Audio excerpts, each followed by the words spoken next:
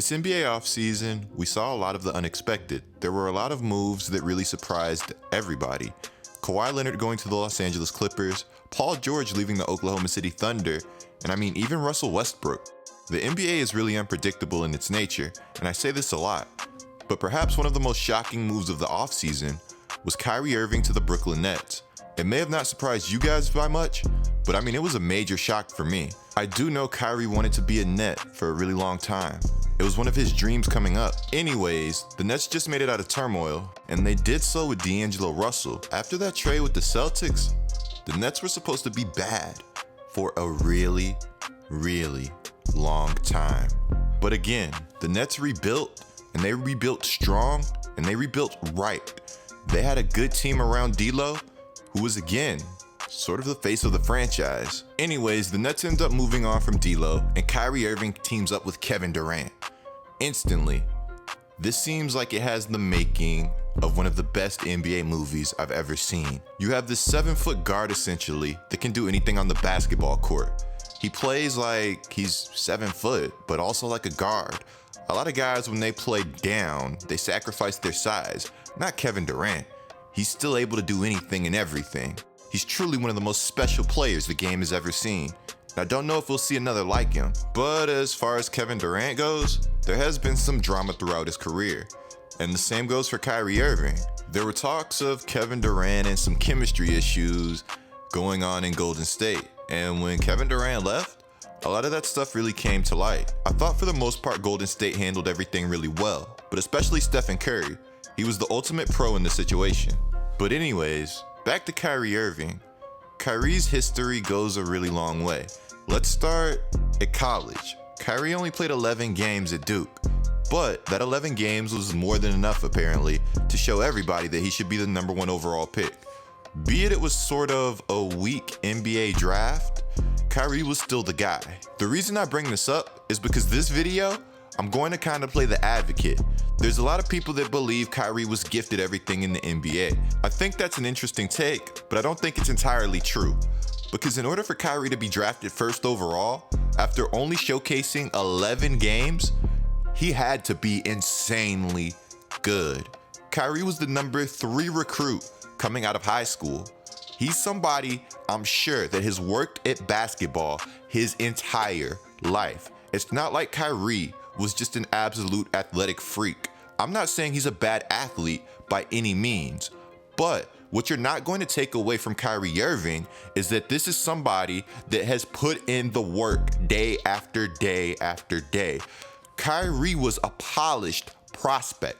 That's why he went #1 overall. Again, he was not some ultra athletic freak that people saw as a project going into the NBA. At only 6'2", 6'3", Kyrie Irving knew how to score, and he knew how to play make. He was compared to Chris Paul, and NBA Draft.net said he was a charismatic player with an imagination and mindset to become a standout point guard at the NBA level.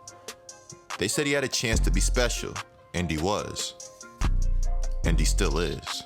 This video, I'm going to be talking about how people think Kyrie Irving is ruining his NBA career. But before I go any further, be sure to subscribe and turn on notifications.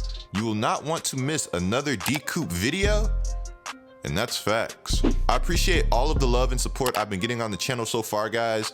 Be sure to subscribe though. I'm trying to get to 200,000 subscribers so I can go full time and bring you guys daily content. Also, I'm always looking for video ideas, and I'm also trying to make content that you guys want to see. So leave a comment down below on a player or a topic you want to see videos on. Recently, I've been doing a lot of player videos, but I also want to start doing team videos, and I really want to cover just any topic that you guys could find interesting. I want to really start to diversify my content so that when you guys come to my channel, you really don't know what to expect. I want to be one of the best NBA YouTubers out, if not the very best. That is my end goal, guys. Also, be sure to follow my IG, handle GLikeCoop. You guys will not want to miss another post. This video, we honestly have a lot to unload. This is a touchy topic, and rightfully so. I just ask that everybody watch with an open mind and really don't come to any conclusions maybe until the video is over, or maybe no conclusion at all. You always don't have to jump into an answer or have to think that somebody is right. You can respect somebody's viewpoint. With Kyrie and Kevin Durant and the Brooklyn Nets, I didn't really think it was a great match. I didn't really want to see Kevin Durant or Kyrie go to another big market because these guys, I don't want to say don't like the pressure, but they don't like a lot of the media. And well, where's the media most? They're in big markets. Now, I know they want to live their life media free, but that's not the basketball world that we live in right now. From a purely basketball standpoint though, I love the move. And I love Kyrie in Brooklyn, and I love Kevin Durant. Again, it sounds like a movie, and I'm sure next season, everything could be fine. The Celtics and the Nets recently played each other at the Celtics home court. It was supposed to be Kyrie's return to the Garden. This game was insanely symbolic of Kyrie's time with the Boston Celtics.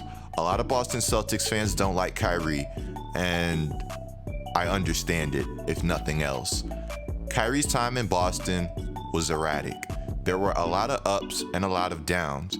It really was a toxic relationship to a T. And it's easy to say that it started off on the wrong foot from the get-go. Remember I told you guys about the D'Lo situation and that nobody's ever hesitating to upgrade? Well, Isaiah Thomas for Kyrie Irving was a trade that both teams lost. But Kyrie was supposed to be that upgrade. Kyrie got his hardware after teaming up with a prime LeBron, one of the best players, if not the best, we'll ever see play the game of basketball. And we know Kyrie earned it. He was an impact player in every way imaginable. He was LeBron's Robin. It seemed like LeBron and Kyrie were honestly somewhat perfect for each other. But Kyrie wanted more for himself, and that's natural. He wanted to test the limits. He wanted to be the guy. He wanted to be on his own team. And he got that when he was traded to Boston. Isaiah Thomas, on the other hand, he was a guy that was slept on for the majority of his career, and he had a home in Boston.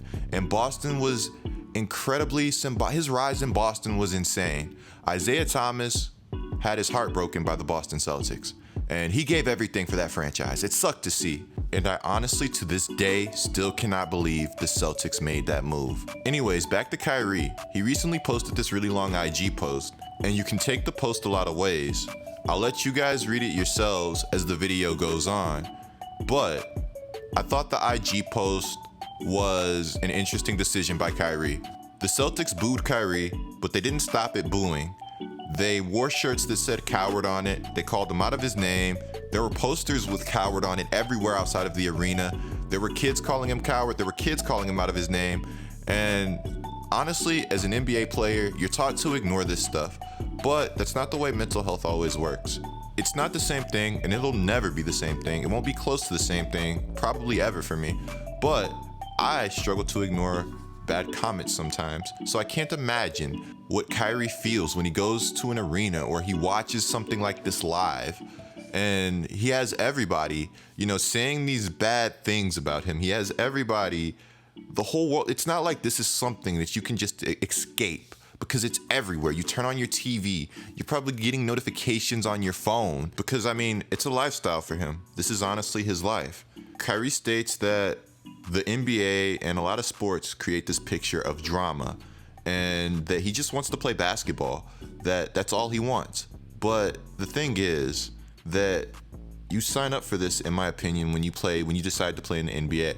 And again, I commend everybody for their battles with their mental health. And I commend everybody that's strong enough to speak out on it, like Kevin Love or like a DeMar DeRozan, and go about handling things in a very appropriate manner. Everybody deals with things differently though, and I also commend Kyrie for speaking out and voicing his opinion, because at the end of the day, you don't have to take what Kyrie says personally, and honestly that might be tough for a lot of people to accept, but you really don't.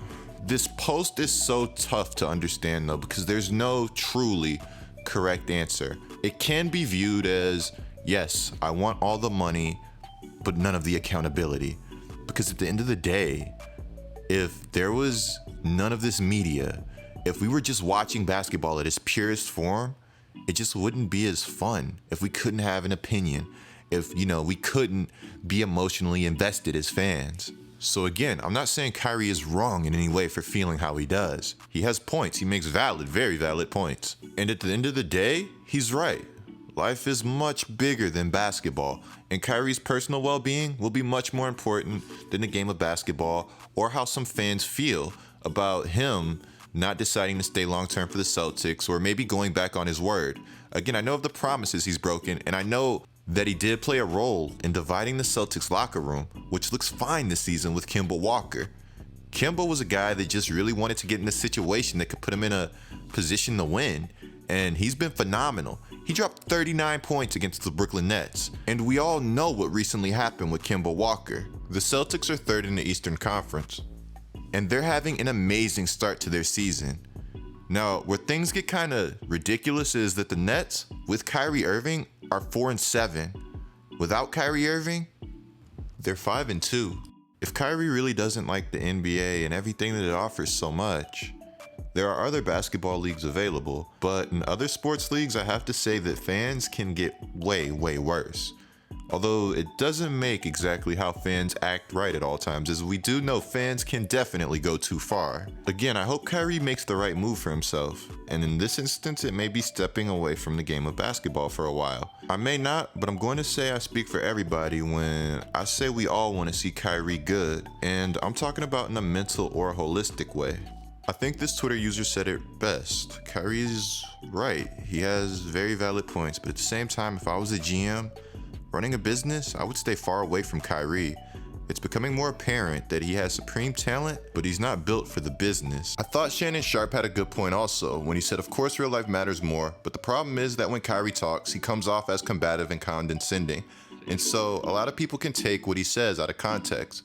That's why I tried to stress earlier that what he says really shouldn't offend you. It was also good to see Kyrie Irving mixing things up with his former Celtics teammates after the Nets home game today. Like I said, we're all rooting for him. Be sure to click the video on the screen right now, guys. It's me going over Karl-Anthony Towns and Andrew Wiggins, how they are shocking the league. Be sure to subscribe. I'm D Coop, and I'm out.